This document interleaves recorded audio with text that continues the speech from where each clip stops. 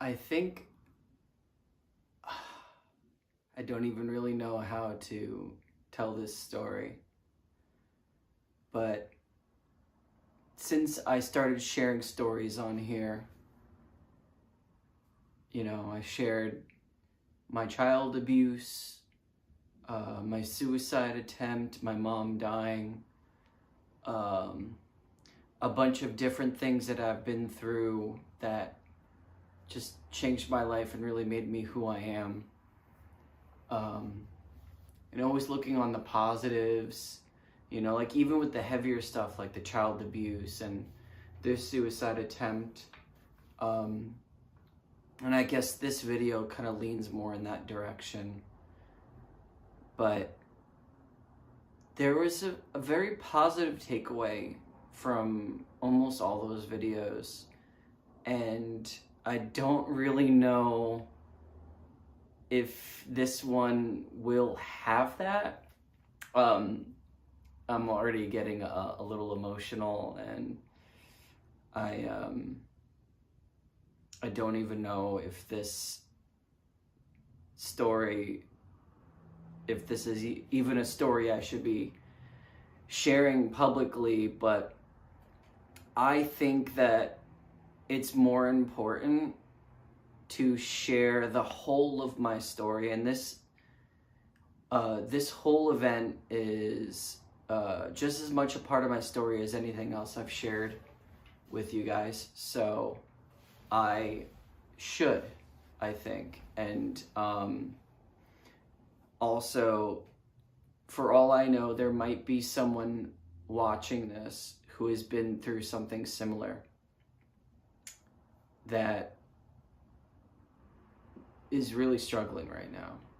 And so instead of beating around the bush, I'm just going to go ahead and talk about how I was sexually assaulted. And, I'm not really worried about guidelines and demonetization or whatever.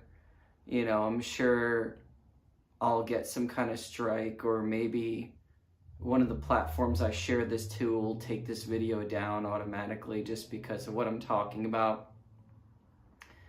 But I think some of the other stuff that I shared was pretty graphic too, and heavy.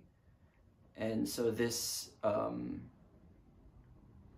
is, I think, important and worth sharing.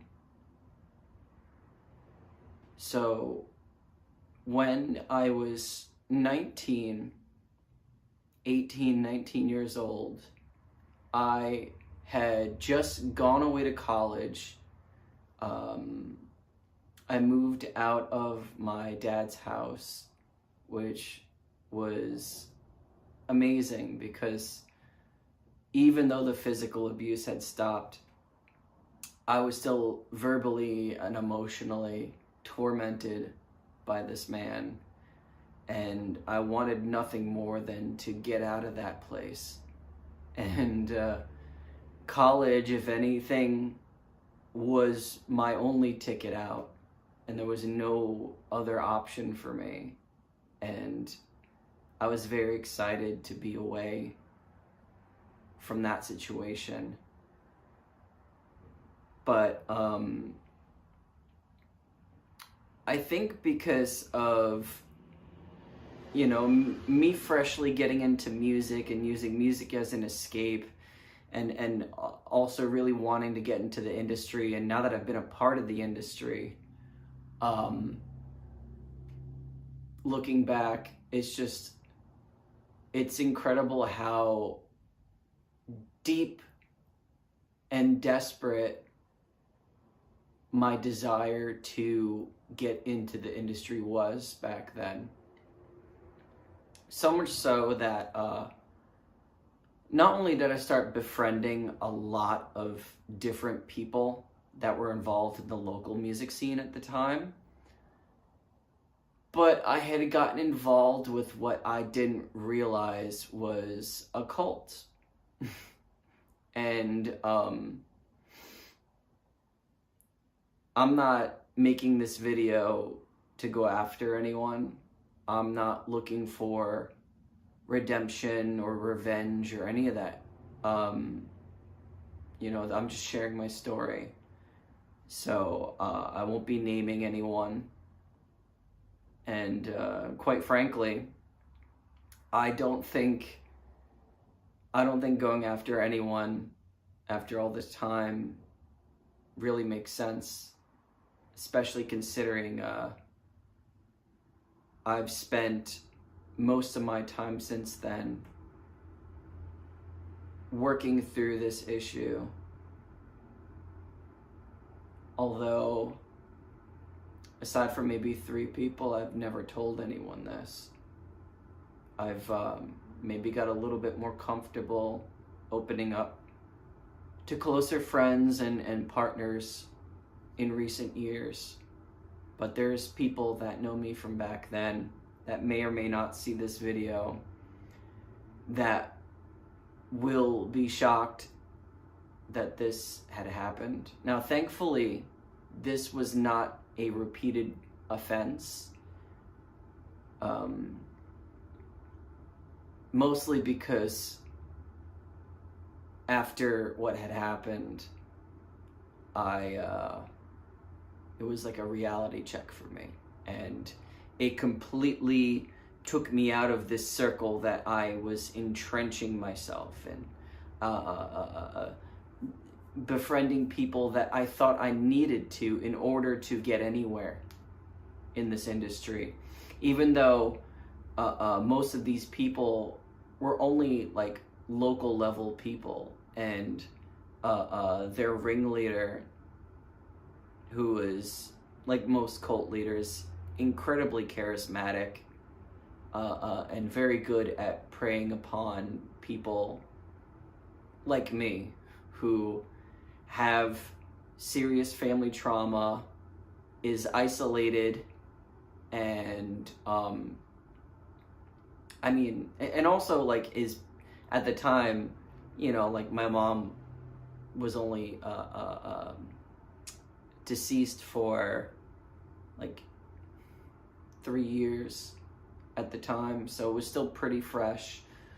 The abuse with my dad was pretty fresh.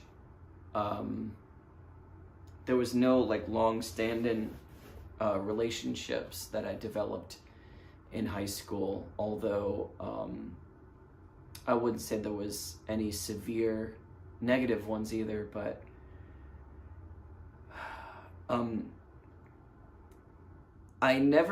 maybe it's because of the nature of how I grew up and how I dealt with my trauma, but I never really had strong, long-lasting friendships. They were always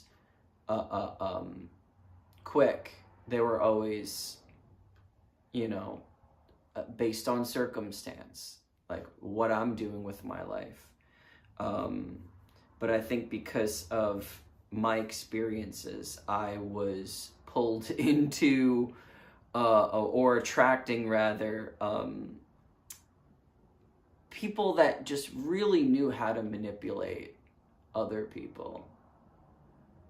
And I was just admittedly easy to manipulate because I was desperate to break out. I was desperate to not just get away from my family trauma, but to also like really establish myself, like mask my pain and almost like make sense of it by like, if I'm successful, then all my suffering like amounted to something. Like my mom didn't die in vain or something.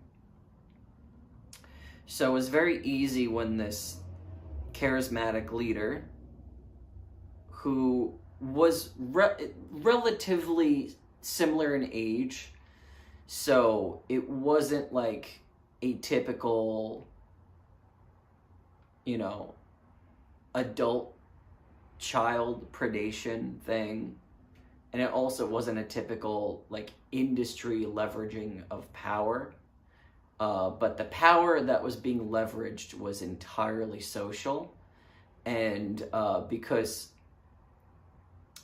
you know, I've always been a spiritual person, and I'm definitely in the spiritual community now, but we are very susceptible to con artists. And I would say that this person was a professional con artist, because he took a lot of alchemical, esoteric things that, for someone like me, were very believable. And I do still believe in a lot that we don't really understand about this reality. But it's very easy to take like a lost soul that already kind of believes in this stuff and like embellish them more, and then like present himself, especially when you're like you're high on something or you're drunk. And there's just a lot. That's another thing too, is there was a lot of substance abuse with this group, and mixing these substances, and a lot of like, it was just very easy to believe what was being told to me, that this person had some sort of power, and that this person could make or break you, that there is such thing as dark magic in this world, and this individual has the ability to either bless or curse you. And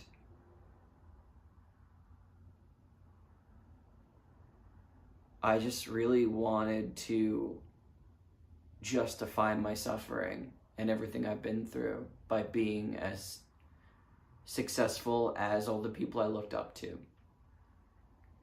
And this person positioned himself as the key ingredient to that recipe.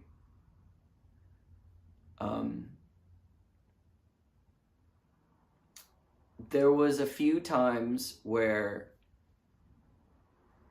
these higher ups, because there was a hierarchy within this group of people that were actually pretty socially popular in the music scene, that were not just being taken advantage of by this guy, but also were willingly doing it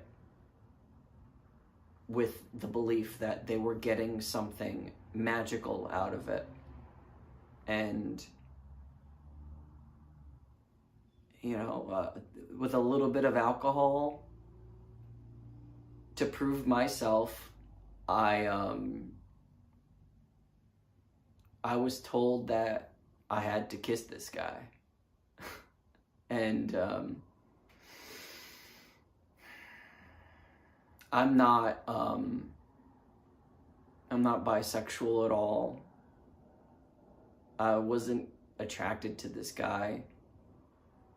I was never curious about men, but I wanted to be successful so badly that once I had enough alcohol in my system, and this weird seal of approval was presented to me, I just took a deep breath and boldly did what I had to do. Again, it was just a kiss, but it was very wrong, and that's the only thing that I willingly did. The actual assault happened when me, him, and a few others, one of which was a girl that I was actually interested in, that she was going through her own stuff. So we were, like, looking back, we were just a mess, all of us. and we were all heavily drinking, and we're all hanging out in my van in like the parking lot of the college that I was dorming at. And most of them had gotten outside of the van to do whatever. Maybe they knew what was happening. Maybe this is a procedure that everyone knows about, but I was so drunk that I was almost completely blackout, face down in the back of my van.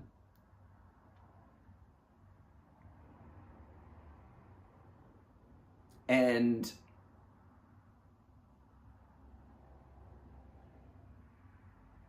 the very first thing that I remember coming to was this guy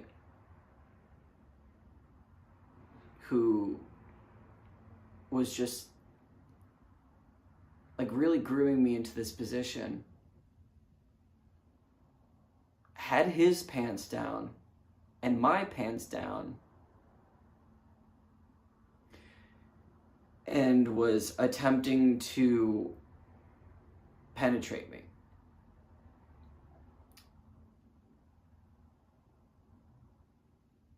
I was so intoxicated that when I realized what was happening, my body clenched up and like was fighting off this rape.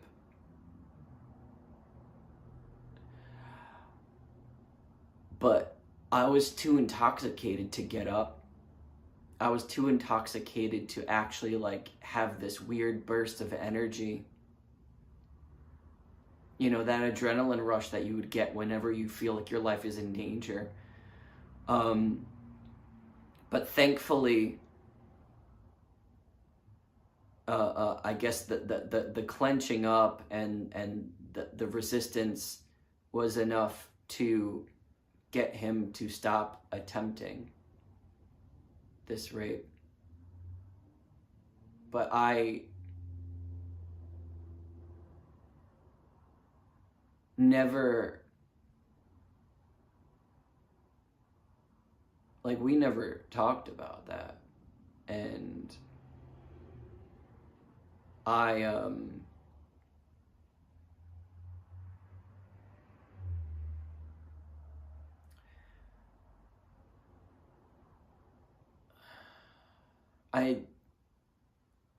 I've been spending a lot of time over the past year doing shadow work, digging up a lot of subconscious stuff, and sitting with a lot of trauma that I've been through.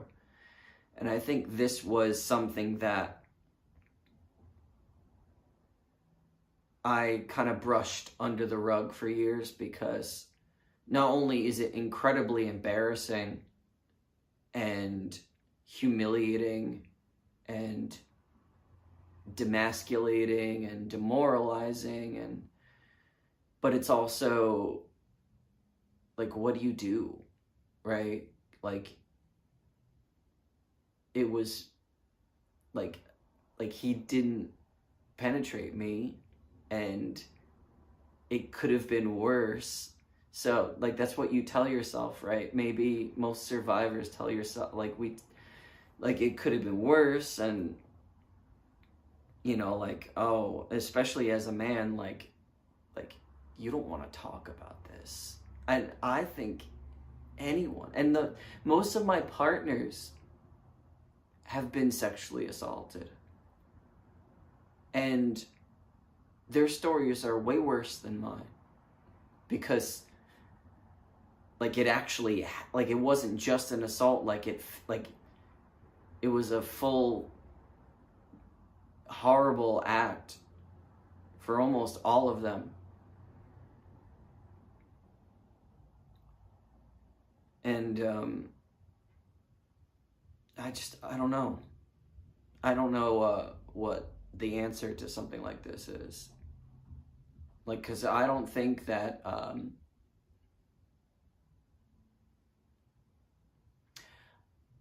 I don't think someone like this should, like, I don't even know, like, what he even thinks about that. Like, and clearly that's not the first time he's ever done something like that. It's one thing to be courting someone and tricking them into, you know, like kissing them, and it's that way it's not being forced, and it's technically consensual. But like when someone is intoxicated, you can't take advantage of them. They're not consenting to anything. Like, even if they did kiss you, like, willingly, like at an earlier time, that doesn't give you consent to take advantage of them when they're blackout drunk. And not so surprisingly, that's how most of the assault stories went with my ex-partners. And a lot of other people I know too.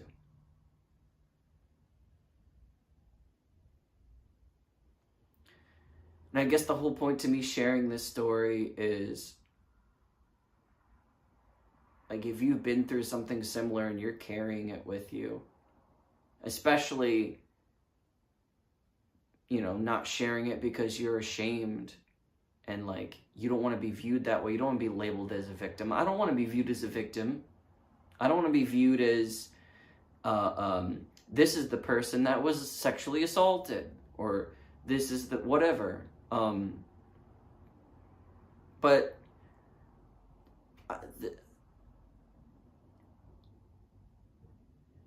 events like this are too heavy for us to carry by ourselves.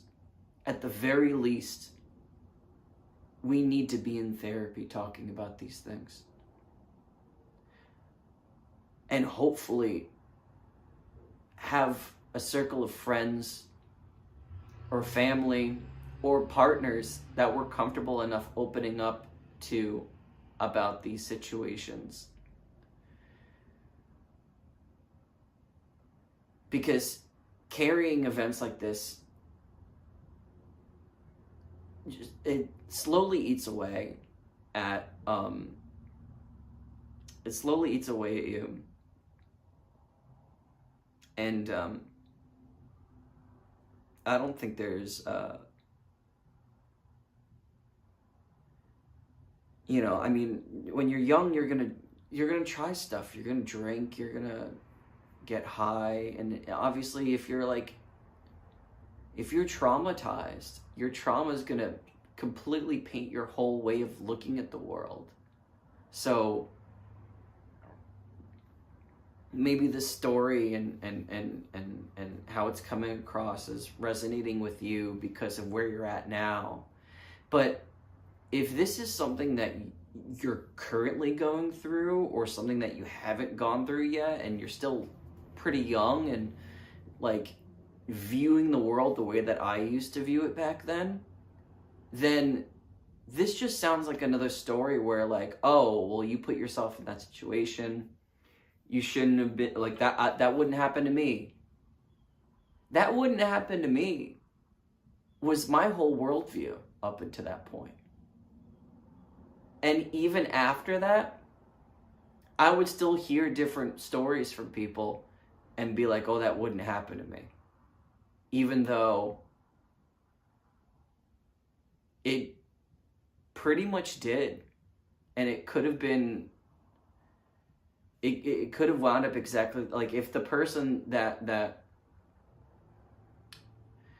was doing this to me was bolder and more intoxicated, and if we really truly were, like, alone, like, not in the back of a van in a parking lot where other people that we were with were right outside, maybe, you know, like, if it was like a bedroom somewhere in a house where no one was home, what would have stopped him?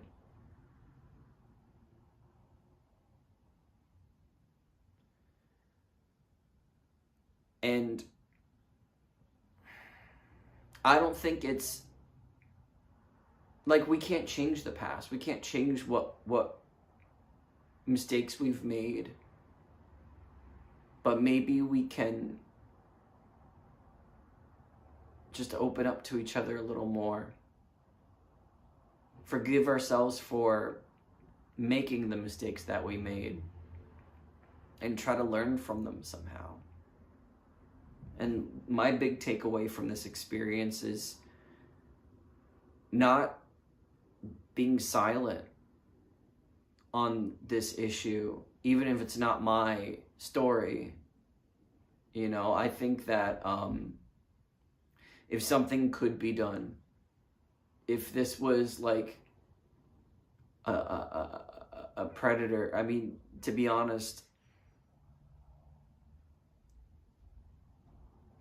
it's messed up what he did to me. And I'm sure he's done worse to other people. But I don't know his full story and what he's done since then, or the full story of what he's done before I met him. I only caught wind of the relationships that he had with the people in his group, and that they were very similar to the relationship that we were developing. And I don't think that you're in a cult, like, you don't realize it until it's kind of too late. So how do we really prevent this? Because, like, when you're a kid, like, you're still going to experiment with drugs and alcohol. You're probably going to run with the wrong crowd of people if you're, you know, like, if you've been traumatized and abused, if you don't really fit in anywhere. And it's always the people that don't really fit in anywhere that find themselves in situations like this. So I guess my only hope is that maybe I can be a little bit of a safe haven in a way for some of you to feel comfortable enough to open up to me if you wanted someone to talk to. But I highly suggest therapy above everything. Like, a good therapist will hear you out and understand everything that you've gone through and been through, and will actually guide you to more practical solutions to dealing with this trauma. Because even if it's not a repeated offense and it only happens once, and it wasn't as bad as it could have been, this is still something that, like, I know I personally have to deal with and live with for the rest of my life. And that's something I can't just bury deep inside of me. I need to let it out and share it with someone. And that's the only way that I'm going to heal from this. And so therapy is my biggest recommendation. And hopefully this video encourages a lot of you to also open up about your own stories and your own experiences. And